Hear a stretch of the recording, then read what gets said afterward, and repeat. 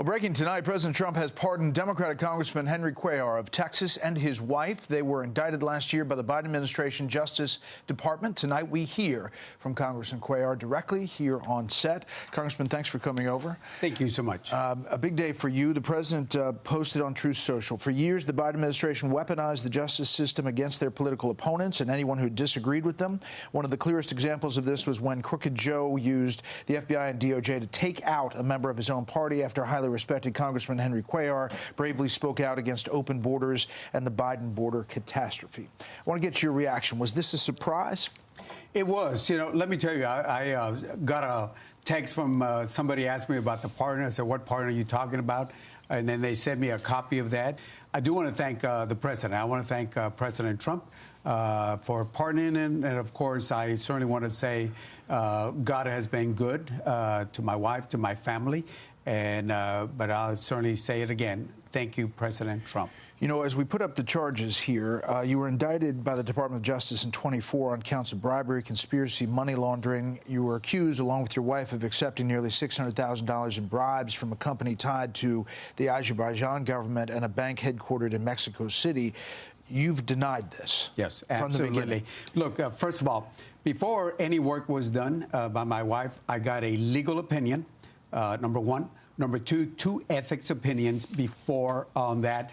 And I would say there was not a single witness that talked about a quid pro quo. Not one single witness. But I would tell you also, I did speak against the Biden administration about open borders. My district didn't like it.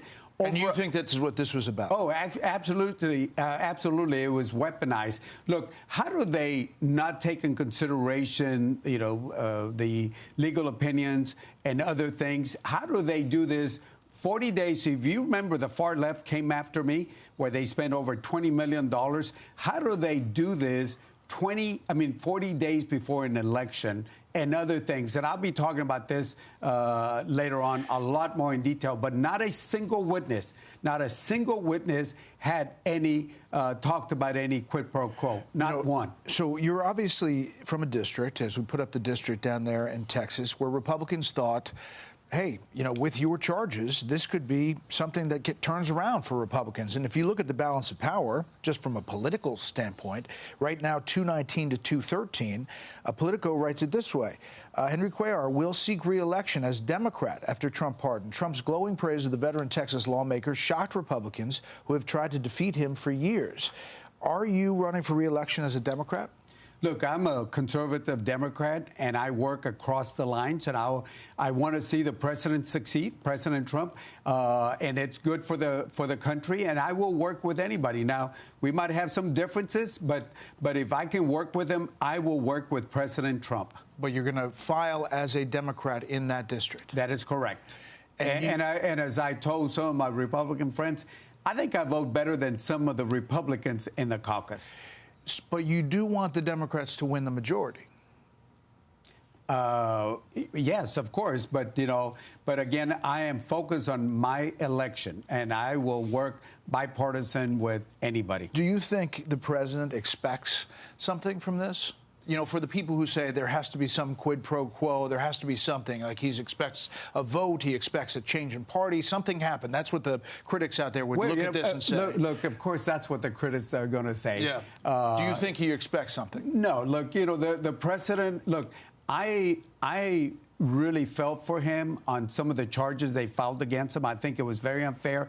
Anybody that goes through this weaponization like they did on President Trump and certainly on myself, I don't want to wish anybody to go through this type of weaponization. You had problems with your Democratic colleagues on the issue of immigration numerous times, and you fought that. And I will still probably have some problems. And you probably will. But how do you think your Democratic colleagues are going to accept this, talk about this? You heard a couple of them there. Well, I think Hakeem, was fine.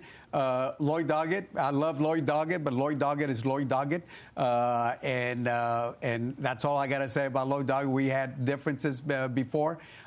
Too bad he didn't say anything nice about it. But again, look, the liberal Democrats are still going to have a problem with me because some of them don't believe in bipartisanship. I work with Republicans. In fact, in my elections, the reason I win is because I get the independents and I get the moderate Republicans a crossover, and I will get that again. But just two more things. One is, if you want the Democrats to have the majority, you know that the Democrats really will try to push back and overturn a lot of the president's policies. Well, it depends. There are some things that I agree with the president. Like, for example, if you want to deport criminals, I'm with you. I'll stand with you. I support detention beds and all that. But, issues like tariffs, I think we need to be a little careful and review certain things. So there'll be some things that I have supported the administration on. It just depends. I don't want to go through a laundry of things. On the issue. It just depends on the issue. On the issue of pardons, you've been in Congress for a long time. You know how this process usually has worked, that there's a long process. There's a pardon system. There's a group that weighs in on it. How did this come about, do you think? Do you think there was a process here, or do you think that the president, he obviously has the constitutional authority, but people who question the process? Look, I'm not going to second guess the president, except to say to the president, President Trump, thank you. That's the message. Congressman Cuellar, thank you for coming in. Thank you so much. Good seeing you again. Appreciate it. Yes, sir. Hey, Sean Hannity here. Hey, click here to subscribe to Fox News YouTube page and catch our hottest interviews and most compelling analysis. You will not get it anywhere else.